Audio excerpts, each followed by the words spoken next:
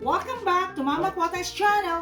For today's video, we will cook pork chop using the air fryer. This is the best and the healthiest way to cut down all the fats when cooking pork chop. I know all of us is trying to have a healthy cooking and diet, especially to our favorite food. But before anything else, please don't forget to like and subscribe to Mama Quatang's channel and click the notification bell so you won't miss any of my videos. So, are you excited? Let's go!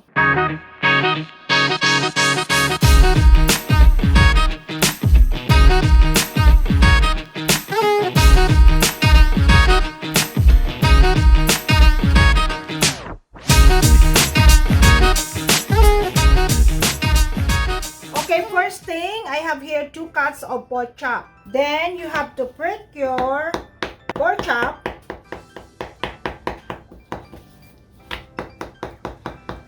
with a fork.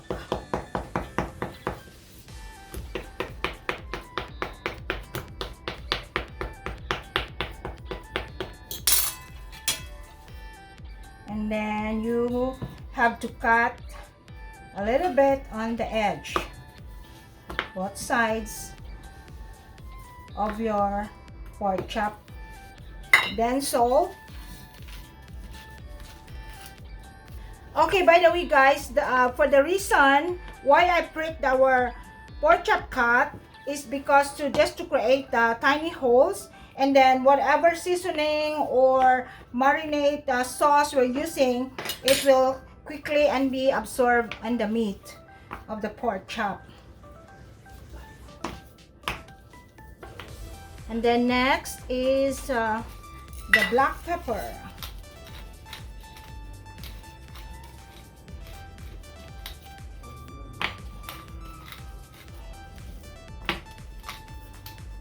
And then sprinkle a little bit of brown sugar.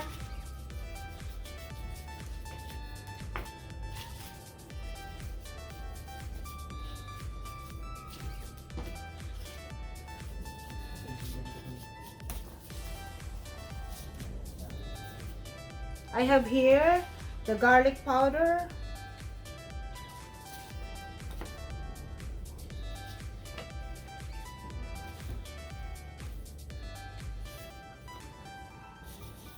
And this is optional for the chili powder, so you can sprinkle a little bit if you want to eat something chili for your pork chop. But if not, this is just optional. So, nasa inyo na guys kung gusto ninyong medyo maanghang or not. And then we will set aside for this one. And then the next, we will make our sauce. So, this is a 1 tablespoon of soy sauce. And then this is the 1 tablespoon of barbecue marinade. And then I have here the 1 tablespoon of Korean sauce. Korean barbecue chicken and pork marinade special sauce. So but if you don't have any Korean barbecue sauce, you can just use the soy sauce or the barbecue marinade sauce. And then again, sprinkle a little bit of brown sugar. Then more of the black pepper because I want my pork chop to be spicy and chili. Okay, so our sauce is ready now. Okay guys, this is our air fryer.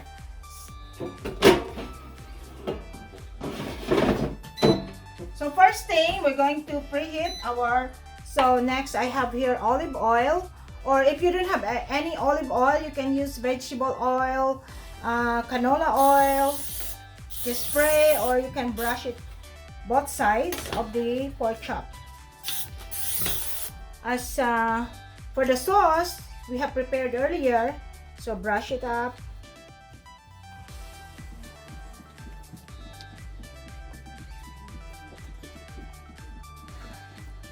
So guys, we're done with our preparation for the pork chop. We're now ready to do the cooking using the air fryer.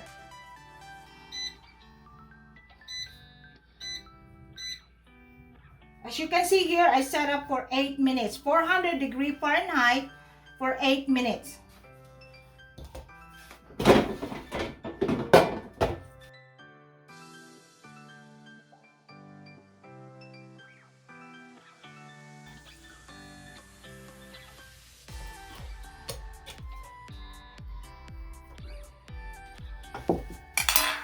So I have some garlic here. You can put this on the side, or if you want, you can put this on top of your pork chop.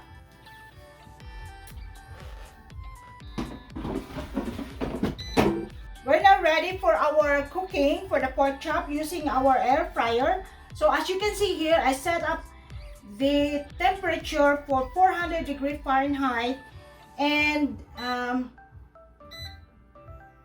for about 8 minutes. Okay, here we go. Okay guys, we're done with the 8 minutes.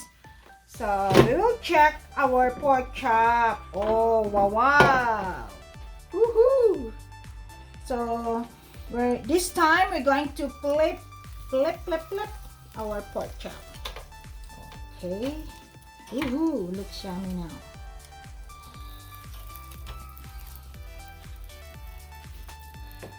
And then brush it up again with the sauce.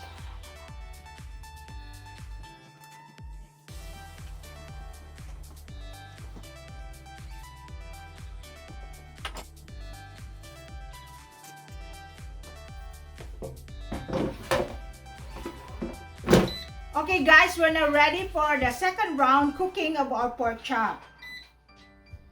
Still on the meat, and then 400 degree Fahrenheit, and then for another 8 minutes for the other side of the pork chop. Excited na talaga ako. I'm so excited. Okay.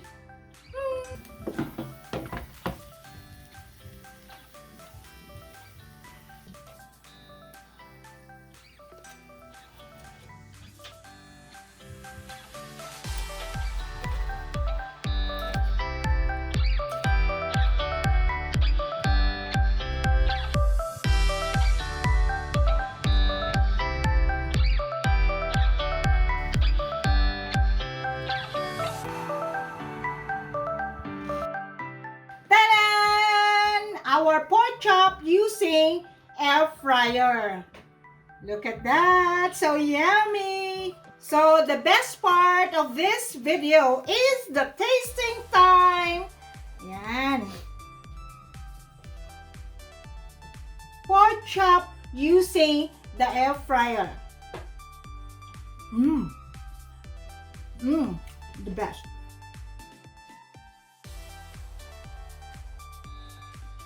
Guys, the pork chop is very tender, juicy, and of course, very delicious. Oh, and then of course, hindi pwedeng walang sausawan. Okay guys, hindi pwedeng walang shout out. A month ago, Liz Lanuevo nag-request siya for an air fryer recipe. Okay, Liz Lanuevo, ito na yung air fryer, one of the best recipes sa air fryer. Yan. So, sa mga nagda-diet, nag-cut off ng mga fats, okay, ito, the best. This is the best for you. Okay, guys, happy Valentine's. I would like to greet everyone. Happy Valentine's sa lahat ng mga couples dyan, mga lovers dyan, mga young couple, and mga forever na couple. So that's all for this video guys. Please don't forget to like, share, comment below, and subscribe to Mama Quatang's channel. Pork chop using air fryer. Bye for now. God bless you. I love you guys. Bye.